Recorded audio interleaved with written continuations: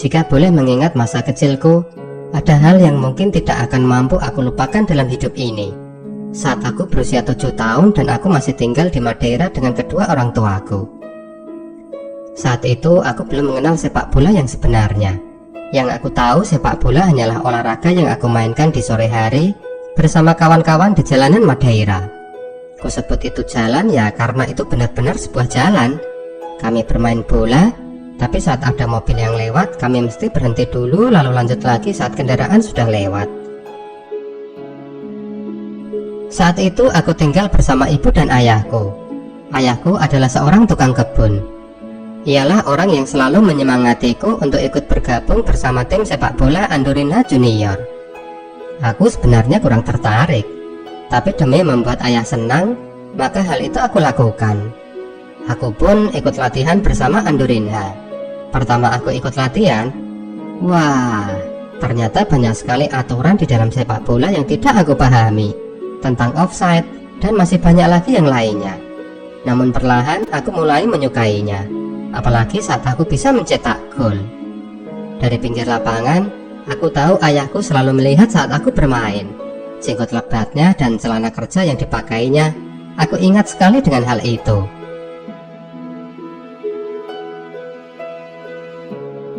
Tapi ibu dan kakakku, justru mereka tidak pernah melihatku bermain. Saat malam hari pas kami makan bersama di ruang makan, ayah sering mengajak dan membujuk ibu dan kakakku untuk ikut nonton aku bermain bola. Wah, Cristiano kalau main bola jago banget loh. Kalian kapan mau ikut nonton? Ayahku bercerita dengan penuh semangat. Tapi ibu sepertinya tidak tertarik. Ia hanya bilang, wah hebat ya, tapi dengan nada suara yang datar. Sepertinya mereka tidak akan pernah melihatku bermain bola. Aku agak kecewa sih, tapi aku tetap bermain bola dan mencetak gol seperti biasanya.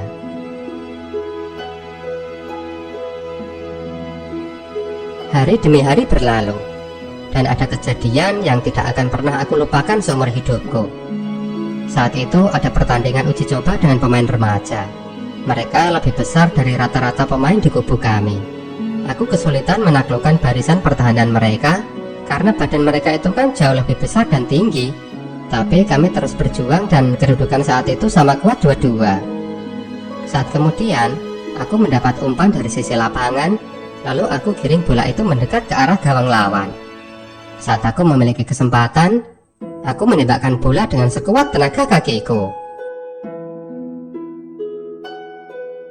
Gol! Tim kami yang rata-rata bertubuh lebih kecil akhirnya bisa mengalahkan tim remaja yang tubuhnya jauh lebih besar. Aku senang luar biasa. Golku menentukan kemenangan tim kami.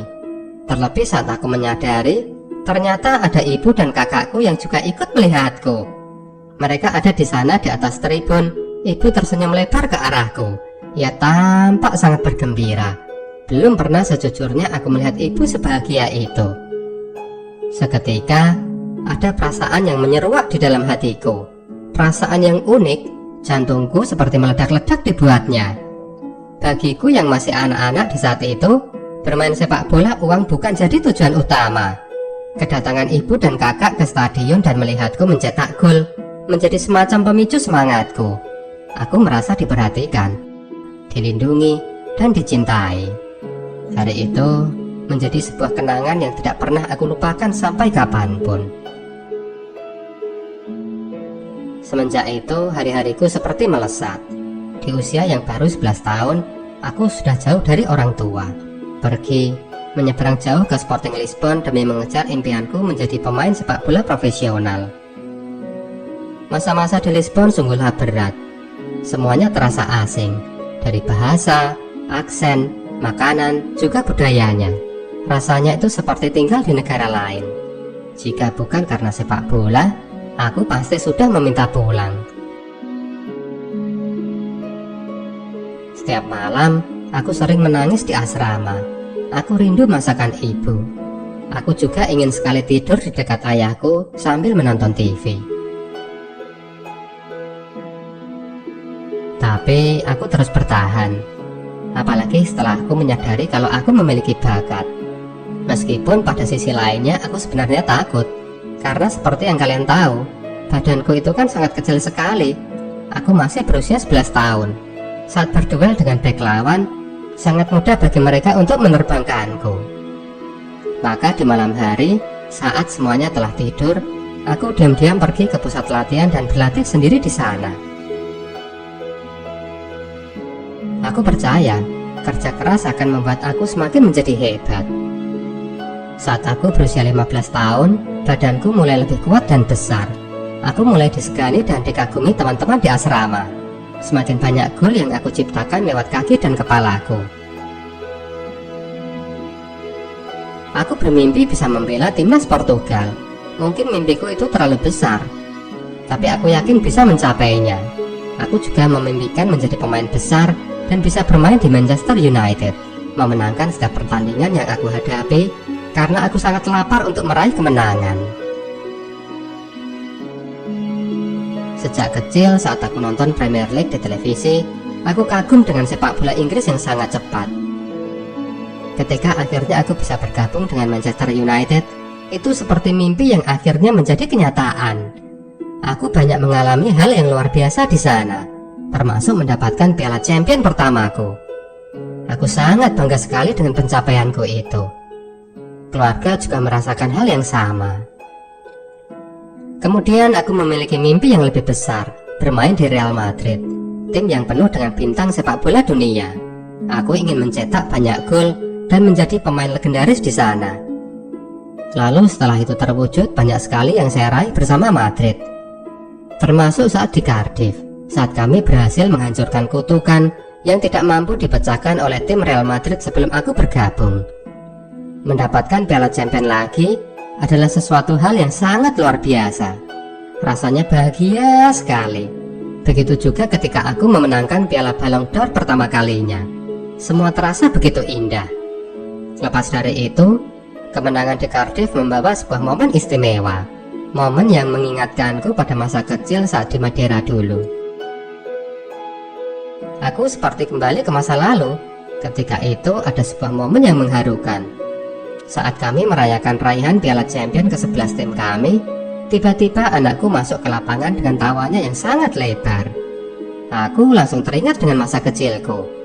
Waktu aku berusia 7 tahun, saat aku melihat ibu dan kakakku menontonku di lapangan. Anakku berlarian bersama Marceletto, anaknya Marcelo. Lalu kami mengangkat piala bersama-sama. Bahagia sekali rasanya. Anakku berlarian sampai di tengah lapangan bersama Marceletto dengan riang gembira. Kenangan waktu aku kecil dulu kembali muncul. Berlarian di jalanan Madeira, tidak ada beban, sama sekali tidak ada rasa takut. Saat itu aku berdoa, semoga anakku Cristiano Junior bisa menjalani masa kecilnya dengan bahagia. Tidak bisa aku pungkiri bahwa kelak ia akan pergi jauh meninggalkanku, belajar sepak bola di negeri orang seperti yang dulu aku lakukan. Masa itu akan segera datang, dan jika itu terjadi seperti yang orang tuaku dulu lakukan, aku harus ikhlas melepas kepergiannya. Karena aku tahu ada mimpi yang sedang ia kejar, dan aku harus mendukungnya. Dan rasa dilindungi dan dicintai adalah perasaan yang harus aku hadirkan, seperti halnya yang dilakukan oleh ibu dan kakakku saat dulu aku masih kecil. Setelah 400 pertandingan bersama Madrid, rasa lapar dan haus kemenanganku tidak pernah berubah. Sekarang aku ada di Italia dan telah berganti klub. Tapi aku masih ingin memenangkan banyak piala dalam hidupku. Aku masih ingin menjadi yang terbaik. Aku akan tetap bermain sepak bola selagi aku masih bisa berdiri dan berlari. Akhirnya ketika aku tua nanti, aku akan bercerita kepada cucu-cucuku bahwa dahulu kakekmu ini pernah mencetak banyak sekali gol, memenangkan banyak piala, dan berada di banyak stadion besar sebagai seorang pemenang. Aku Cristiano Ronaldo, dan inilah kisahku. Oh